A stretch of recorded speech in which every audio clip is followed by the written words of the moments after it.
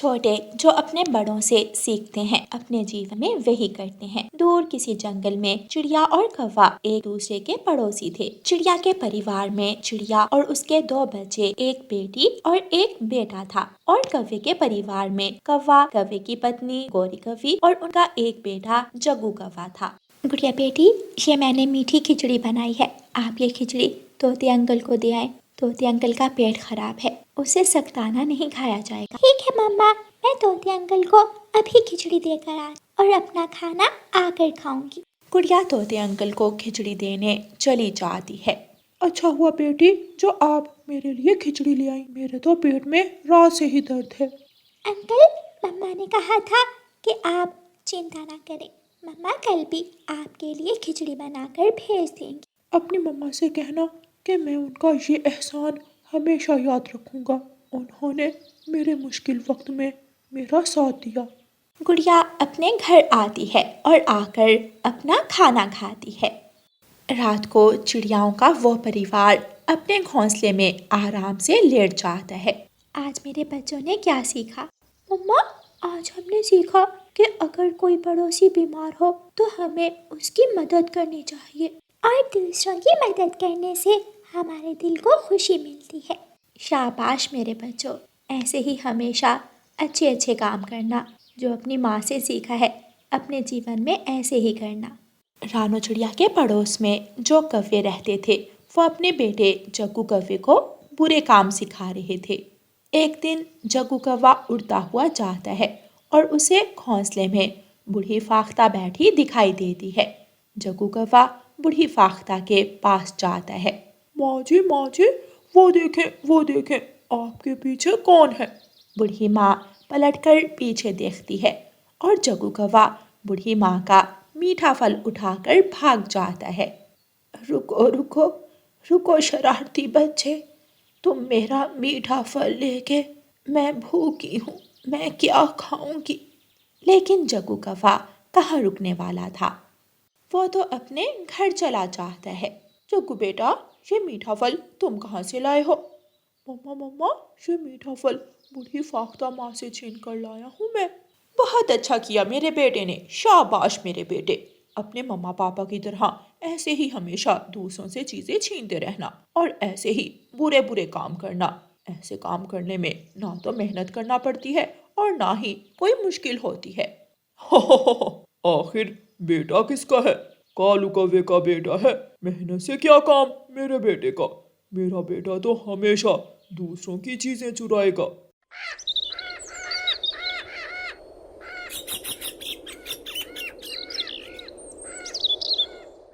वक्त गुजरता गया। चिड़िया भी अपने बच्चों को पालती रही और कौवे भी, लेकिन चिड़िया ने हमेशा अपने बच्चों को ईमानदारी का और मेहनत का दाना खिलाया। एक दिन रानो चिड़िया अपने बच्चों के साथ दाना लेने जा रही थी। एक पेड़ के नीचे दो मीठे फल पड़े थे। मम्मा चिड़िया अपने बच्चों को लेकर वहां आ जाती है। जैसे ही रानो चिड़िया वो फल उठाने लगती है, वहां पर एक कबूतर आ जाता है। चिड़िया रानी, माफ करना, ये दोनों फल मेरे हैं। मैं अपने फल यहाँ रखकर नदी से पानी पीने गया था। ठीक है कबूतर भैया, अगर ये फल आपके हैं तो आप ले लें। मैं अपने बच्चों के लिए कहीं और से फल ढूंढ लूंगी। कबूतर दोनों फल लेकर वहां से चला जाता है। मम्मा, आपने कबूतर चाचा को दोनों फल क्यों दिए? आप कबूतर चाचा से ये भी तो कह सकती थी कि ये फल हमने ढूंढे हैं। क्या पता कबूतर चाचा झूठ बोल रहा हो। मेरी बेटी, ऐसी लड़ाई में अपना वक्त ज़ाया नहीं करते और ना ही किसी बात को बढ़ाते हैं। हम तो घर से दाना लेने ही निकले हैं, यहाँ नहीं तो थोड़ा आगे कुछ मेहनत करने से हमें कुछ ना कुछ खाने को ज़रूर मिल जाएगा। मम्मा चिड़िया अपने बच्चों को लेकर आगे जाती है। गुफा के पास एक पेड़ था जिस पर ढेर सारे मीठे फल लगे थे। देखा मेरे बच्चों, सब्र का फल मीठा है। हमें इस पेड़ पर कितने सारे मीठे फल मिल गए। अगर हम वहाँ कबूतर से लड़ने में अपना वक्त गुजार देते तो शायद हमें ये मीठे फल ना मिलते। इसी तरह कौवा और कौवी जब भी अपने बेटे जग्गू के साथ बाहर दाना लेने जाते तो जग्गू कौवा उनसे हमेशा बुरे काम सीखता। बुलबुल अपने घोंसले में बैठी हुई थी। कौवा, कौवी और उनका बेटा जग्गू थोड़ी दूर छुप कर बैठ जाते हैं। कालूपति जी, देखो बुलबुल के पास कितना सारा दाना है। चलो हम किसी तरह बुलबुल का दाना छीन लेते हैं। मैं धोखे से बुलबुल को घोंसले से कहीं भेज देता हूँ और फिर हम आसानी से बुलबुल का दाना चुरा लेंगे। ये तो बहुत आसान है, बहुत मजा आएगा। गौरी कौवी और जग्गू कौवा वहीं बैठे रहते हैं और कालू कौवा बुलबुल के पास जाता है। बुलबुल, रानो चिड़िया पेड़ से गिर गई है, जल्दी से जाकर उसे उठा लो वरना वो मर जाएगी। लेकिन कहाँ कहाँ है रानो चिड़िया? नदी के पास, जल्दी से नदी के पास जाओ। बुलबुल कुछ सोचे बिना नदी की तरफ दौड़ जाती है। गौरी, गौरी, जग्गू, मेरे जग्गू बेटे, आओ देखो अपने पिताजी की बुद्धि। कैसे तुम्हारे पिताजी ने बुलबुल को उल्लू बनाकर यहाँ से भेज दिया। गौरी कौवी और जग्गू कौवा भी बुलबुल के घोंसले के पास आते हैं। वो सब मिलकर बुलबुल का दाना खाते हैं और खूब हंसते हैं। मम्मा पापा, आज मैंने सीखा कि कैसे झूठ बोलकर बिना मेहनत के दाना चुराया जा सकता है। मैं हमेशा ये सीख याद रखूंगा।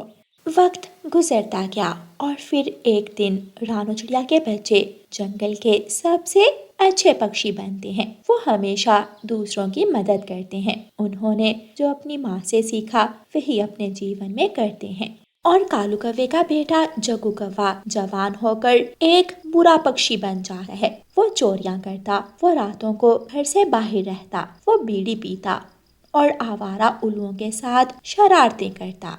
चिड़िया के बच्चे अच्छे पक्षी थे क्योंकि चिड़िया ने अपने बच्चों को अच्छाई का रास्ता दिखाया था और कालू कौवे और गौरी कौवी ने अपने बेटे को बुराई का रास्ता दिखाया था।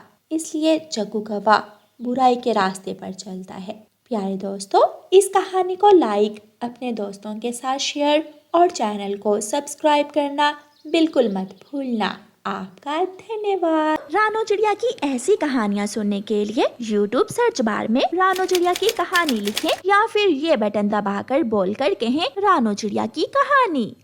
गर्मियों की लंबी छुट्टियों के बाद स्कूल जाना कुछ बच्चों को जरा भी अच्छा नहीं लग रहा था, जैसे गौरी कौवी का बेटा जग्गू कौवा। जग्गू कौवा अपना स्कूल का बैग अलमारी के पीछे छुपा देता है। जग्गू बेटा, तुम्हारा स्कूल बैग कहाँ है? कल मैंने यहाँ ही रखा था। सच सच बताओ, तुम्हारा बैग कहाँ है? मम्मा, मुझे क्या पता, मैं तो अभी अभी सोकर उठा हूँ। मैं आज छुट्टी कर लेता हूँ, कल चला जाऊंगा स्कूल। जग्गू बेटा, इतनी लंबी छुट्टियां करने के बाद भी तुम्हारा दिल नहीं भरा छुट्टियों से? स्कूल जाओ, अपने टीचर से मिलो, पढ़ाई करो, दोस्तों से खेलो। क्या ये सब अच्छा नहीं लगता तुम्हें? नहीं, मेरा दिल नहीं करता, मैं स्कूल नहीं जाना चाहता। दूसरी तरफ चिड़िया की बेटी छुट्टियों के बाद पहले दिन स्कूल जाने पर बहुत खुश थी। मम्मा, जल्दी से मेरा टिफिन दे दे, मैं आज बहुत एक्साइटेड हूँ। मैं अपने दोस्तों से मिलूंगी, सबको बताऊंगी कि मैंने नानू के पास जाकर क्या क्या किया। ये रहा आपका टिफिन, अपने बाल सीधे करो और चली जाओ स्कूल। गुड़िया अपना स्कूल बैग उठाती है और अपने घर से निकलती है। वो बहुत खुश थी। आंटी, जग्गू कहाँ है? क्या वो आज स्कूल नहीं जाएगा?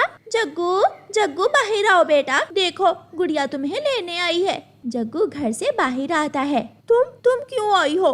जग्गू भाई, छुट्टियां खत्म हो गई हैं, अब हमें स्कूल तो जाना ही होगा। अगर हम पढ़ेंगे नहीं तो आगे कैसे बढ़ेंगे? मैं नहीं आगे बढ़ना चाहता, मैं पीछे ही ठीक हूँ। तुम जाओ, इसका स्कूल बैग नहीं मिल रहा, ना जाने कहाँ छुपा दिया है इसने। गुड़िया घर के अंदर जाती है और अलमारी के पीछे से जग्गू का स्कूल बैग निकालकर गौरी आंटी को दे देती है और हंसने लगती है। मुझे पता था, जग्गू ने मुझे बताया था कि वो अपना स्कूल बैग कहाँ छुपाता है। मुझे नहीं जाना स्कूल। मम्मा प्लीज, मुझे आज छुट्टी कर लेने दें। जग्गू भाई, आज तो पहला दिन है छुट्टियों के बाद, आप आइए मेरे साथ, बहुत मजा आएगा। फिर ना चाहते हुए भी जग्गू अपना स्कूल का बैग उठाता है और गुड़िया के साथ स्कूल चला जाता है। जग्गू जग्गू, क्या तुमने अपना छुट्टियों का काम किया है? नहीं, इसलिए तो मैं बहुत डरा हुआ हूँ, मुझे टीचर से मार पड़ेगी। गुड़िया, तुम मुझे आज स्कूल क्यों लेकर आई हो? जग्गू, आज नहीं कल तो स्कूल आना ही था हमें। रही छुट्टियों के काम की बात, हम सब मिलकर तुम्हारा छुट्टियों का काम लिख देंगे। थोड़ी देर बाद बूढ़ी कवि क्लास में आती है। बच्चों, आज खुद से ही पढ़ाई करो, तोते टीचर को बुखार है, वो आज स्कूल नहीं आएंगे। ये सुनकर सबसे ज्यादा खुश जग्गू कौवा होता है। फिर वो सब एक दूसरे से बातें करते हैं। मेरी नानों ने मेरे लिए बेसन के लड्डू भी बनाए थे। मैं पूरे 2 महीने अपनी नानों के घर रहा हूँ छुट्टियों में। और मेरी नानों के घर के पास एक झरना है। मैं सारा दिन झरने पर बैठकर अपना छुट्टियों का काम लिखती थी। गुड़िया, तुमने कहा था कि तुम सब मिलकर मेरा छुट्टियों का काम लिख दो। फिर वो सब दोस्त छुट्टी से पहले ही झरने पर चले जाते हैं। जग्गू सबको एक एक नोटबुक दे देता है और जग्गू के सभी दोस्त जग्गू का छुट्टियों का काम लिखने लगते हैं। जग्गू, तुम ये इंग्लिश का काम लिखो, मैं मैथ का लिखती हूँ। थोड़ी ही देर में वो सब दोस्त मिलकर जग्गू का सारा छुट्टियों का काम लिख देते हैं। जग्गू बहुत खुश हो जाता है। और मुझे स्कूल जाने से कोई डर नहीं है। जग्गू मेरे दोस्त, हमेशा ऐसे नहीं चलेगा। आपको चाहिए था कि छुट्टियों में खेल के साथ साथ पढ़ाई पर भी ध्यान देते, जैसे हम सब ने खेला भी और अपना अपना छुट्टियों का काम भी लिख लिया। गुड़िया, सच कहा, मैं अपने किए पर बहुत पछता रहा था। आपने मुझे तोते टीचर से बचा लिया, आपका बहुत बहुत शुक्रिया। फिर वो सब अपने अपने घरों को चले जाते हैं। जग्गू बेटा, कैसा रहा आज स्कूल में पहला दिन? मम्मा, बहुत मजा आया। अच्छा ही हुआ जो गुड़िया मुझे आज स्कूल ले गई। मैंने अपना छुट्टियों का काम भी लिख लिया है, अब मुझे कोई डर नहीं है। दूसरे दिन आसमान पर बादल थे और हल्की हल्की बारिश भी थी, मगर जग्गू कौवा अपना स्कूल बैग उठाकर तैयार हो जाता है। जग्गू बेटा, मौसम खराब है, आज छुट्टी कर लो। नहीं मम्मा, मुझे अब एहसास हो गया है कि हमें अपना काम समय पर करना चाहिए। अब मैं कभी स्कूल से छुट्टी नहीं करूँगा और अच्छे से दिल लगाकर पढ़ाई करूँगा। जग्गू गुड़िया के घर जाता है। गुड़िया भी तैयार बैठी हुई थी। मम्मा देखें, जग्गू मुझे लेने आ गया है, अब मैं जाऊँ? ठीक है बेटी, जाओ। गुड़िया और जग्गू अपने स्कूल चले जाती हैं। ये बच्चे भी अजीब हैं, जब कहें तो छुट्टी करते नहीं हैं और जब ना कहें तो स्कूल ना जाने की जिद करते हैं। वो सब छोटे पक्षी दोस्त क्लास में बैठे हुए बहुत खुश थे। जग्गू कौवे को आज तोते टीचर के आने का कोई डर न था, क्योंकि उसका छुट्टियों का काम मुकम्मल था। चिड़िया का एक आम का पेड़ था। चिड़िया अपने पेड़ से आम तोड़कर खुद भी खाती और अपने बच्चों को भी देती और नदी किनारे बैठकर मीठे मीठे रसीले आम दूसरे पक्षियों को बेचती। चिड़िया के घर का गुजारा अच्छे से चल रहा था। बच्चों, आप घर में बैठकर ये मीठे मीठे आम खा लो और मैं ये बाकी के आम बेच कर आती हूँ। चिड़िया आमों की टोकरी लेकर नदी किनारे चली जाती है। आम लो आम, मीठे मीठे रसीले आम, मीठे मीठे आम। आंटी चिड़िया यहाँ बैठी हुई है, अभी जाकर आंटी चिड़िया के पेड़ से आम चुराता हूँ। जग्गू कौवा गोरी कौवी का बेटा, जो बहुत चोरियां करता था, वो चिड़िया के आम चुराने चला जाता है। चिड़िया बहन, मेरी बहन आई है दूसरे जंगल से, तुम ये सारे ही आम बैग में डाल दो। ऐसे चिड़िया के सारे ही आम मिनटों में बिक जाते हैं। मेरे आम तो बिक गए, अभी तो शाम होने में काफी टाइम है, मैं थोड़े से और आम लाकर बेच देती हूँ। चिड़िया अपनी टोकरी उठाती है और अपने पेड़ से आम लेने चली जाती है। ओहो, ये भी खट्टा है, इसे फेंक देता हूँ। ये भी खट्टा है, ये थोड़ा कम मीठा है, हाँ वो वाला तोड़ता हूँ। जग्गू कौवे ने तो चिड़िया के आम के पेड़ से आम तोड़ तोड़ कर नीचे ढेर लगा दिया था। चिड़िया भी वहाँ आ जाती है। रुको रुको छोटे कौवे के बच्चे, तुम बहुत बुरे हो। भला ऐसे भी कोई खाने की चीज को जाया करता है? एक चोरी कर रहे हो और दूसरा सारे कच्चे आम तोड़ तोड़ कर नीचे फेंक रहे हो। करूँगा, मैं ऐसा करूँगा, कर लो जो करना है। गुस्से में चिड़िया जग्गू कौवे के एक थप्पड़ लगाती है।